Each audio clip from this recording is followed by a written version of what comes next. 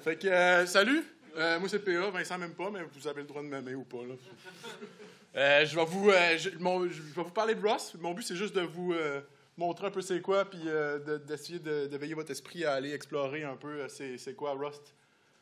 Puis de vous rendre curieux, là. On a juste 15 minutes anyway, fait que ça va aller vite. Je fais du kitesurf, puis je programme. Là. J'essaie d'alterner 50-50, mais il faut avoir de l'argent, fait que j'essaie de programmer plus. Je travaille pour Pléo. William vous en a parlé, fait que je passerai pas de temps là-dessus. Je fais des ops, back-end, analytics, puis hipster engineer, ben là, c'est parce que j'essaie de plugger Go un peu partout. Je vais essayer de plugger Rust, puis ben il y a quelqu'un qui m'en empêche, qui est souvent Guillaume, qui veut des bons arguments, puis j'ai jamais de bons arguments pour mettre des choses qui n'ont pas de lib HTTP stable, entre autres. Fait que on va vous parler de Rust. Fait que ton petit frère il arrive dans la place puis il dit « Hey, je vais te montrer le Rust, c'est vraiment cool. » C'est un peu moi qui arrive dans la place et dit « Hey, Guillaume, Rust, c'est vraiment cool. » Fait que je vais vous montrer ça avec un exemple vraiment, vraiment simple. On va prendre une string de caractères que tu rentres en command line, tu as split, puis tu fais la somme des caractères. Puis là, on va voir qu'est-ce que Rust peut nous amener avec ça. C'est pas c'est vraiment un problème simple qu'on pourrait régler avec une calculatrice. Puis pourquoi on a fait ça en command line, je le sais pas. Fait que ton petit frère il arrive, il dit, j'ai appris le Rust, check ça, PA, c'est vraiment, vraiment cool. C'est un langage vraiment puissant, c'est full safe. La gestion des erreurs est vraiment cool, sauf que ton petit frère il a pas pensé, lui. Il a utilisé unwrap parce que la méthode readline, tu retournes une erreur et aussi un résultat, qui est quelque chose d'un concept vraiment cool en Rust. Dans le fond, il n'y a pas d'exception. Et il y a non plus ce qu'il y a en Go. Il faut que tu testes toujours, y a-t-il une erreur ou pas, si tu nul ou pas, puis là, ben, tu te ramasses avec 400 lignes de if, erreur, not nil, ou try, catch, finally, puis tu catches 8000 exceptions. En Rust, si ta méthode retourne une erreur, tu dois, là c'est unwrap là, mais tu dois tester si l'erreur est existante ou pas. Unwrap, ça a un défaut, c'est que s'il y avait une erreur, ben, tu fais paniquer ton programme, puis il sort. Fait que ton petit frère, il n'avait pas pensé ça comme faux. Fait que ton nouvel employé à job, lui, il se dit, puis il s'en vient, il dit « Ah ouais, c'est correct, moi j'ai appris Rust, puis Unwrap, c'est vraiment, vraiment pas bien. » Fait que il y a plein de méthodes qui sont possibles sur les objets en Rust.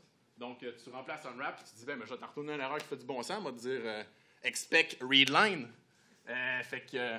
ben là, comme tu peux voir, c'est une erreur vraiment claire. Et ça va péter la même affaire, puis ça va dire readline. Les chiffres ne s'additionnent pas. Là, j'ai changé readline par cette erreur plus claire. Une autre chose qui est intéressante, c'est que tu peux... il y a des generics en Rust, comparément à Go ou plein d'autres langages. Et quelque chose qu'ils appellent le fish operator, qui est dans le fond, si tu enlèves le I64, ça ressemble à un poisson avec avec une queue. C'est vraiment le nom du truc, le fish operator. Tu peux caller parse, puis il dit, bon, ben retourne-moi un int 64. Tu n'as pas besoin de déclarer le type de la variable en sortie. Rust va l'inférer pour toi. Ce qui est quand même une chose vraiment, vraiment pratique. De ne pas avoir c'est static type, mais tu as besoin de les écrire partout. Ça va faire de quoi de plus intéressant. Ça fait expect, excuse. Expect, ça va quand même paniquer, mais au moins tu vas avoir une erreur que tu vas comprendre, tu vas savoir d'où ça vient. Ce sera pas long, je suis un build-up là. Ça build. Hein? Fait que t'as le programmeur C qui arrive dans la place, c'est peut-être moi, mais peut-être pas non plus. C'est peut-être Marc. Fait que le programmeur C, il arrive dans la place puis il dit « Hey, j'ai appris Rust, j'ai même plus besoin de faire de new, puis de free, puis de malloc. Puis la vie est vraiment belle, Rust c'est vraiment cool. Plus de new, plus de free, puis la mémoire est gérée quasiment automatiquement. Il n'y a pas de garbage collector en Rust, c'est vraiment aussi, ça c'est un feature vraiment, vraiment nice de Rust.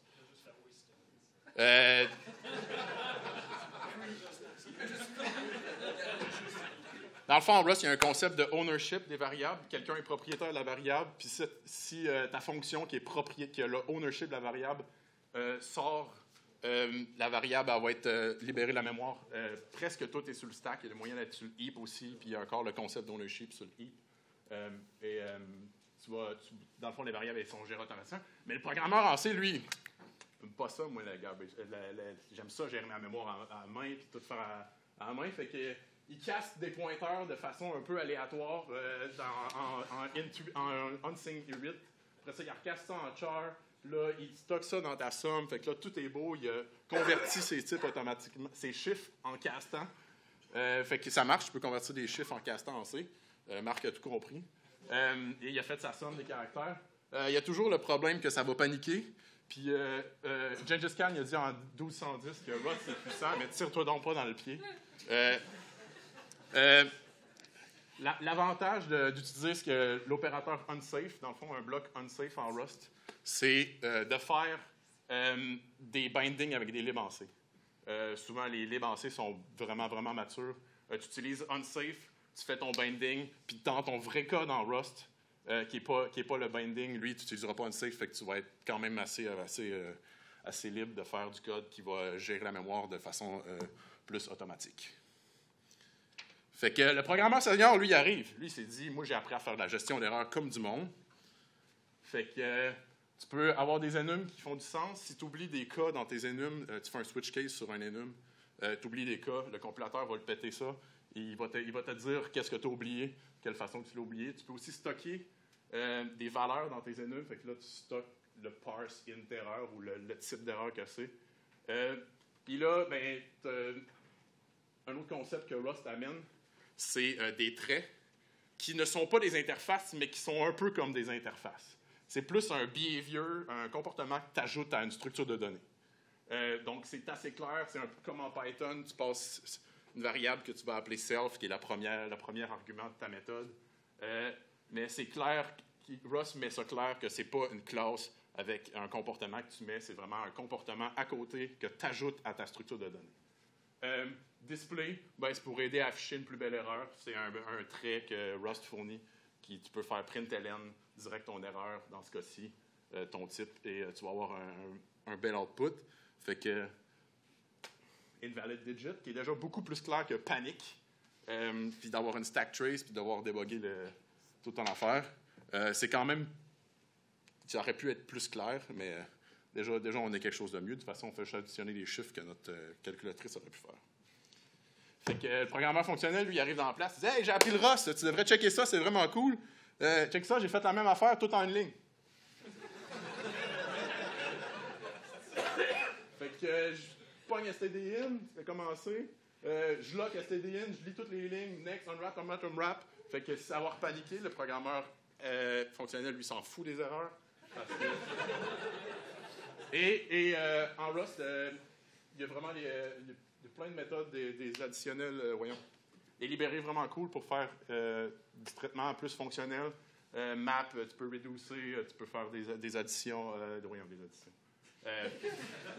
Définir tes propres modificateurs sur les méthodes. C'est vraiment, vraiment, vraiment puissant.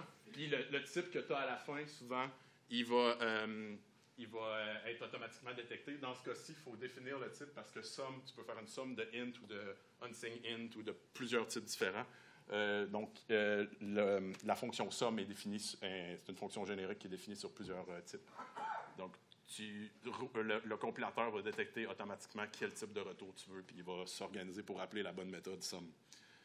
Fait que le programmeur orienté objet, c'est comme mon moins préféré, ce gars-là, mais en même temps, c'est le plus commun sur la planète. Il arrive, lui, s'est dit, moi, j'additionne plus des uint. J'ai défini mon propre type num. S'il y a un new de num, tu définis plein de fonctions add au lieu d'utiliser l'opérateur plus. Puis tu fais get sum. Fait que ça marche quand même. Là, je n'ai pas tout le code là, parce que l'opérateur, le gars orienté objet, lui, son code, au lieu de faire 2 lignes comme lui en fonctionnel, évidemment, il a besoin de 100 lignes de code pour faire la même chose. Mais c'est comme je disais tantôt, en Rust, tu as des structures de données, puis tu peux voir que à côté, si tu fais de l'orienté objet, l'implémentation de ta structure de données est vraiment séparée. Donc, c'est vraiment un behavior que tu ajoutes à ta structure de données et non comme si toute une classe, ça vient d'un package deal puis tu vis avec. Je pourrais importer juste la structure de données puis pas le behavior qui vient avec. C'est sûr que si les fields sont privés, ben là, tu peux pas rien faire, mais c'est ça. Deref, c'est un autre trait qui est une interface qui te permet de faire une déréférence avec la petite étoile magique qui vient en C souvent. Et là, on a parlé du programmeur fonctionnel, mais il y a le Lisp guy, lui, et qui est Macroman. Ce gars-là, là, il veut coder le moins de lignes utiles sur la Terre et le plus de macros. Là, je suis allé trop loin. Tu peux définir tes propres macros qui sont exécutés dans le compilateur avant ta définition de code. Fait que le gars de Lisp, lui, s'est dit, le Rust, c'est nice. J'ai défini une auto-implémentation pour convertir mes types automatiquement, peu importe c'est quoi le type, même si je fais juste des chiffres. Donc, toutes les sortes de chiffres vont facilement être transformées. Puis là, ben là, tu peux transformer toutes les erreurs dans l'erreur que tu vas avoir. Donc, tu vas pouvoir avoir un output plus clair de tes erreurs, même si c'est une erreur que tu as oublié de penser, le compilateur va le faire pour toi. Celui-là, il est un peu moins long, le code, que le gars d'orienté objet. Mais pourquoi? Tu as le programmeur, lui, qui vit dans son monde parallèle. Lui, plus qu'il y a de threads, de process, de green threads, de machines qui exécutent son calcul, mieux que c'est. Puis même si c'est pour faire une somme de 3 chiffres. Lui, il arrive dans le monde. Il y a un beau... en Rust, vu que tes variables sont safe, tu ne peux pas avoir 2 personnes qui utilisent la même variable en même temps. Ou si tu l'utilises, c'est que tu la prêtes à un autre process. Donc, toi, tu ne peux plus la modifier si tu l'as prêté à quelqu'un d'autre. Donc, tu peux pas avoir... ton compilateur va chialer si tu as 2 personnes qui ont l'accès mutable à une variable ou 2 personnes qui essaient de la lire en même temps. Il y a des crates qu'on appelle, qui sont des espèces de librairies. Un crate vraiment nice qui s'appelle Rayon, qui permet de faire du traitement parallèle. Puis contrairement à ton chum qui a fait du fonctionnel, ben lui, au lieu d'utiliser split whitespace, il a transféré ça par parallèle split whitespace. Il additionne encore juste 3 chiffres, mais au moins, ça se fait sur 1 million de threads. Fait que, ouais, le traitement parallèle en Rust, c'est vraiment, vraiment puissant. On peut faire plein de choses avec ça. Comme dans tous les autres langages, mais c'est vraiment... je veux dire... C'est vrai qu'il n'y a pas d'argument. Non, mais là, il y en avait un, mais il l'a défait. Je l'ai défait. Fait que, ouais, le traitement parallèle en Rust va exploser. Tu n'auras pas de problème de mutex, de lock. Tes mutex, tu le définis, puis si tu as 2 personnes qui accèdent ton mutex en même temps, à la compilation, ça va exploser, et non au runtime.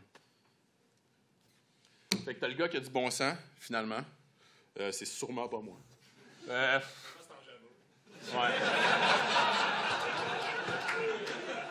Ça fait 300 règles. Ouais. Celui-là, il a défini des erreurs un peu plus claires. Il utilise un crate qui s'appelle Error Chain qui te permet de définir ton propre type d'erreur qui va wrapper les autres types d'erreurs, mais tu as quand même une stack trace qui va faire plus de bon sens. Celui-là, au lieu d'utiliser 3 lignes, une ligne de code comme le gars en fonctionnel ou comme ton petit frère qui unwrap n'importe quoi puis que ça explose en panique, celui-là, il utilise une book for que tout le monde connaît.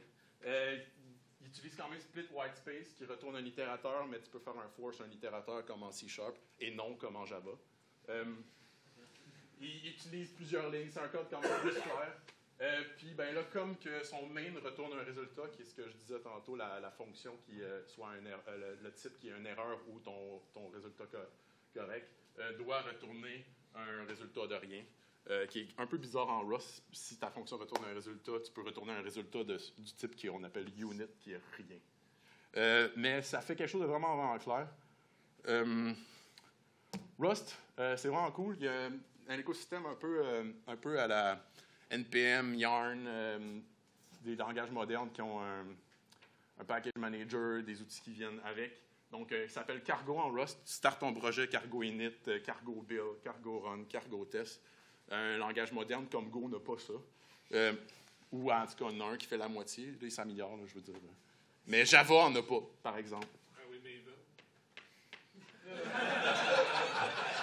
On va l'ignorer. Rust, il y a quelque chose de vraiment, vraiment cool en Rust. La communauté est vraiment active et inclusive. Il y a des gens de partout. Ils acceptent les pull requests pour augmenter le langage. Il y a un système de RFC où si tu veux proposer un changement au langage, tu fais une pull request, Puis il y a plein de gens vraiment compétents qui vont commenter sur ce que tu essaies de proposer, d'ajouter au langage. 10 secondes. C'est vrai? Le plus gros défaut, c'est que les librairies web sont pas stables. J'ai essayé de faire du OAuth cette semaine, puis la librairie datait du mois de novembre, ça a pété. C'est ça. Le temps pour des questions. Si vous voulez le contenu du code que j'ai fait, j'ai volé ça d'un article. Oui? Ça serait quoi l'avantage de faire du Rust? Honnêtement, au lieu de starter un projet C, C++, qui fait du gros computing, j'utiliserais le Rust. Je pense que c'est vraiment flexible. Il y a beaucoup de nouveaux fonctionnalités dans les OS qui commencent à être faites dans Rust. Firefox, il y a des parties de Firefox qui commencent à être faites en Rust. Pendant un certain bout, ils ont starté un browser parallèle qu'il fallait installer qui s'appelait Quantum. Maintenant, ils ont intégré une des petites parties de l'engin qui sont live dans Firefox depuis, je pense, le mois de septembre. Compilé ou interprété? C'est compilé. Ça roule natif. Ça roule natif. Non, mais tu sais, PA, t'as pas dit que ça roulait natif, là, c'est quand même important. Ah oui. Ben là, Guillaume l'a dit, je ne peux pas le dire. Rust, c'est un langage natif.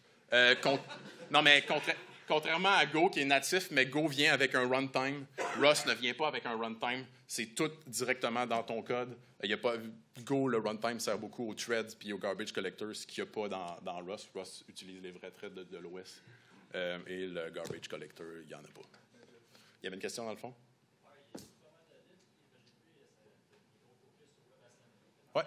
Ouais, je voulais vous montrer un exemple de WebAssembly, mais il reste moins de 2 minutes. Il y a beaucoup de libres pour WebAssembly, beaucoup de bindings sur WebAssembly, c'est vraiment cool. C'est dur de faire des calls HTTP avec un serveur, mais faire du WebAssembly, c'est vraiment facile en Rust.